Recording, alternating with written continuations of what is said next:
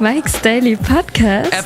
Episode 1515. 1515. I am Mike Matthews, broadcasting from Café Anyway, located somewhere in Podcastro Valley, Mont. And I just did something really annoying. And Kevin's going to go, there he goes, saying the amount of...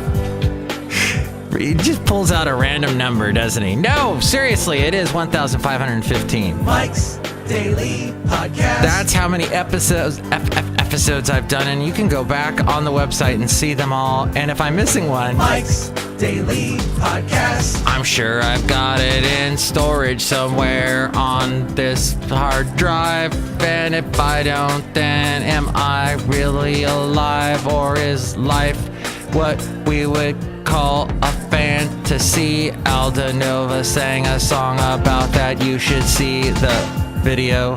He shoots this door with the laser coming out of his guitar. Mike's Daily Podcast. Life is just a fantasy. And I wanted to sing that to you because Mike's I realize now Daily that I left Podcast in the studio my notes from my last show. Now, in radio, everybody uses the same office, basically. We all come in and out of this one studio, and I was using this studio for the show. I mean, I'm at Café Anyway, is what I'm saying. Anyway. Café Anyway. Is you blind? It's a great place, and you should open your eyes and see it, because that's where you are, in your mind's eye. Café Anyway. Look who just walked in, as a matter of fact. Hi, Mark! It's Benita the Rodeo Queen! How y'all doing? And I got my horse standing. It's a Disgruntled Fiddle Player. Tell you what. What? What were the notes that you left, Mike? They had to do with Roy Moore. I wrote down the quote he had that today we no longer recognize the universal truth, look who else walked in, that God is the author of our own life and liberty. Abortion, sodomy, and materialism have taken the place of life, liberty, and the pursuit of happiness. That quote just blows my mind. Anyway, I accidentally left it in the studio. So I guess all the people that were here over the weekend saw this quote from Roy Moore. And maybe they should, because it's just crazy how nuts this guy almost became an elected official. Well, he was a judge for a while, but good God, he could have been a senator. Ugh. And here's today's podcast picture. I talked to my mom on Friday, and she's very Republican, and she loves Trump, and she goes, I feel bad that Roy Moore didn't get elected. And I said to her, really? Do you really know about Roy Moore? And she goes, no, I just know he's a Republican. Oh, Mom. Oh, please. And I had to educate her, which she was willing to listen to her son, so that's good. The podcast picture today is a drawing with someone else who has just walked into Café Anyway today. Hey, Mike, this is Bison Bentley. Do you know that? Where's Valentino? He's not here. Oh, I feel a little out of sorts. I don't know what to say. Do you know that? You sound a little like Cyndi Lauper. I know, because I see your true colors shining through. Do you know that? I actually like the girls just want to have fun. Overplayed. Okay. Or the other one she did. I drove all night to get to you. Don't know that one. Do you know that? I do know that. That's why I was singing that. Okay, thank you, Bison Bentley. So he is here today for the podcast picture. You can see that picture now at mikesdailypodcast.com. By the way, Anna Edgerton of Bloomberg is on C-SPAN right now, and she's lovely. But her serious face, you know how... like, my serious face is horrendous. If you see my serious face, run! It's not good. It's very... I don't know. It'll just put you out of sorts. Right. It's just not nice. My serious face. My happy face, my smiley face, it will light up the world for all to see. And people will walk around and dance, and they'll be jumping up and down. And this is a fine-tuned machine. My face is, yes. So that's what it is. It's my money face. Show me the money! So my face is great when I'm smiling, but when I'm serious face, it's horrendous, it's scary. And that's how life is as you age. Your serious face, I think it becomes so because it becomes more serious because, well, people need to take you seriously. Hey, what's going on in the world? Planning board approving plans over the weekend. The company announced last year that they'd be staying in the county after being offered a $60 million incentive package. Who? Railroad giant CSX Corp losing its CEO, What? Hunter Harrison, passing away at the age of 73 years old on Saturday. Fell sharply. That's a train company. He'd be taking a leave of absence due to his health issues. With the Fox Business Report, Thank you, Jenny Casola. That's so Italian. Oh, Casola. Oh, what a beautiful last name. That is Italian. It sounds Italian to me. I want to have that last name. Mike Matthews is so boring. I also left my notes in here about Sylvia and the apps, about how apps don't fit on my phone anymore. There's not enough room, even though I have an extra memory disk. I think it was funny the last show I couldn't remember the name of memory disk. Nobody else thought that was funny? Memory disk? Something? So there's a guy I produce a morning show for, and he had a comedian come on. And the comedian is very gracious. He laughs at anything. I've noticed this about a lot of comedians. Really well-known comedians will laugh at you. Will laugh at any stupid thing you say, even if you're not a comedian. You know, if you're just a civilian like me, and you try and, fumble your way towards a funny. The comedian will laugh, and I think it's because comedians that do this for a living, and it's a hard life. It's a hard life, and it sounds like a Annie song. And I'm not talking about that Annie song called, oh crap, I can't think of how John Denver's Annie song go. Dang. Well, that's really unfortunate. But my point being that they live a hard life. So I think they like to laugh. Comedians like to laugh, and they like to acknowledge the funny because it helps them find the funny in their own, their lives, their livelihood. They have to get to the funny. Oh, why is the keyboard way over here and I have to go and type it in? So, how does that Annie song go? Oh, you fill up my senses. You fill up my senses. Okay, enough of that. That's what the Annie song is. Oh gosh. So I used to date, this was years ago when I was good looking. I used to date this woman who was 10 years older than me because, I liked the older women then. And this woman loved John Denver. And she would play this. She had a guitar, and she would play it for me. And, I really didn't want to see that because she was not the best singer. It was bad. It was bad. Hey, if someone's going to sing for you, at least they should have a nice voice. Oh, but Mike, it's the effort. They get an A for effort. It's the thought that counts.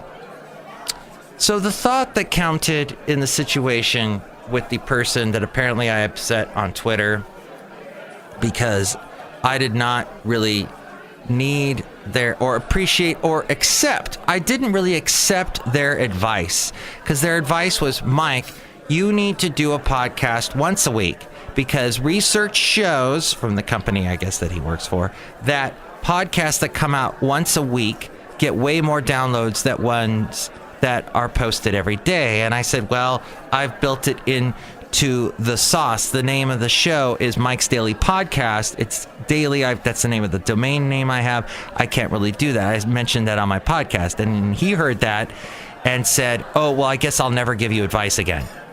The baby with the bathwater scenario that I was talking about. And can I just have one little quick baby cry? Oh! We'll send that out to the very beautiful baby that I saw, little 7-month-old Olivia over the weekend. So cute. Oh, gosh. I got a picture with her. Such a cute little baby. Big smiles the whole time. I had my dog there, Basil the boxer. Oh, such a fun weekend. And let me tell you, taking a day off was nice. So maybe I will take the advice of maybe doing one less Mike's Daily Podcast. I may not do the Super Secret Sunday show anymore. It'll depend on how busy I get on Sundays, because I usually do the show from my weekend job, and it will be nice once in a while to just take that day off. So I'm going to do that. Oh, hey, I heard this morning on NPR as I was driving in. So the app that you get, this new app, is this really super duper app. I know that's a late 40s-year-old guy trying to do a really high-pitched girl voice. This girl had the highest voice. I know I have this thing about girls with really high voices.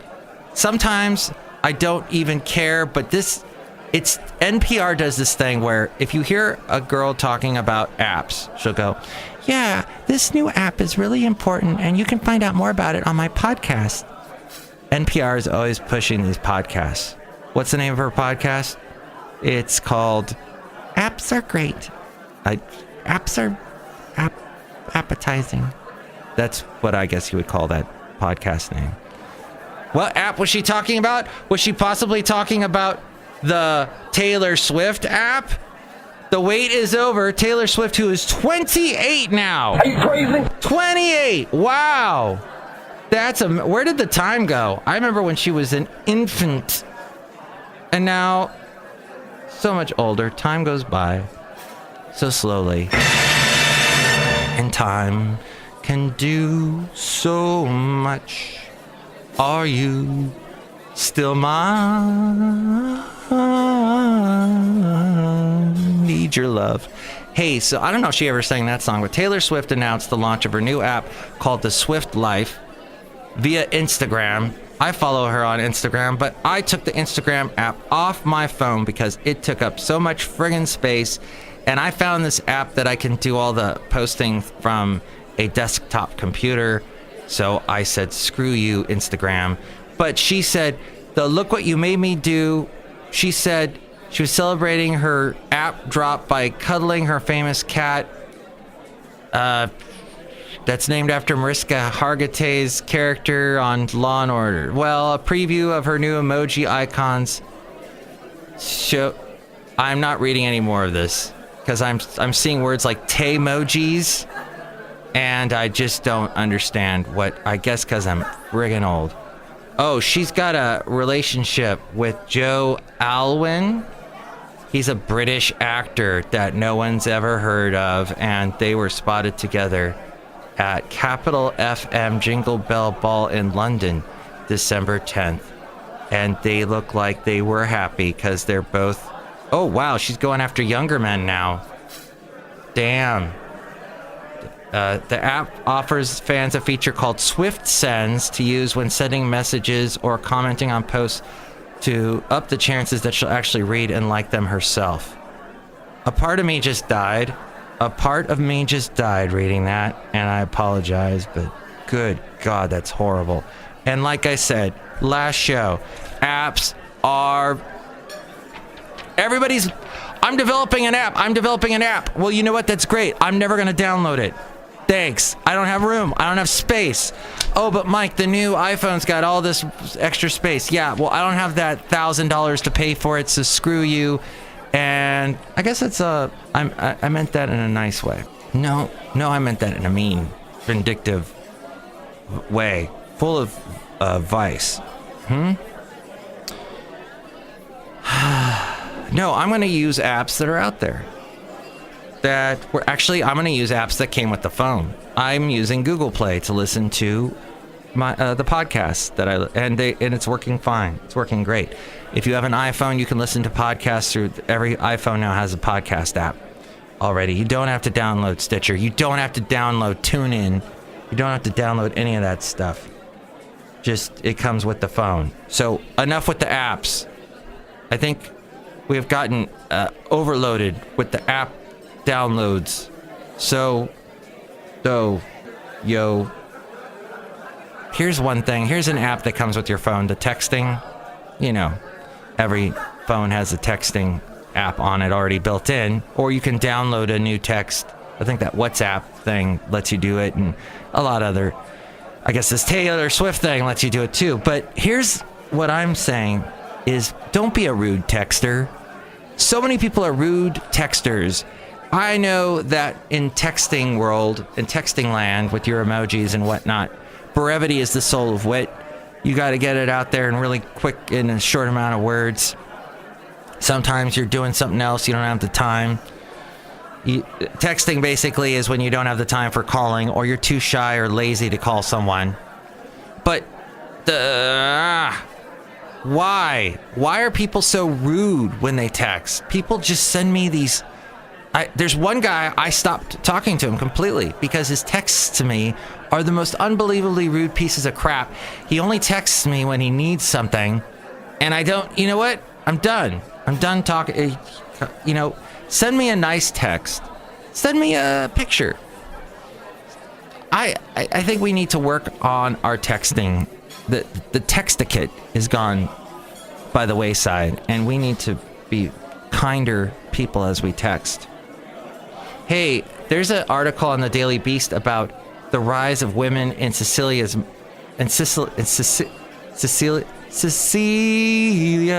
you're breaking my heart. You're breaking my confidence daily. Sicily's mafia. It took more than 200 armed cops, 5 specialized canine units, and twin helicopters to ensure that the latest powerful boss within the Sicilian mafia didn't get away.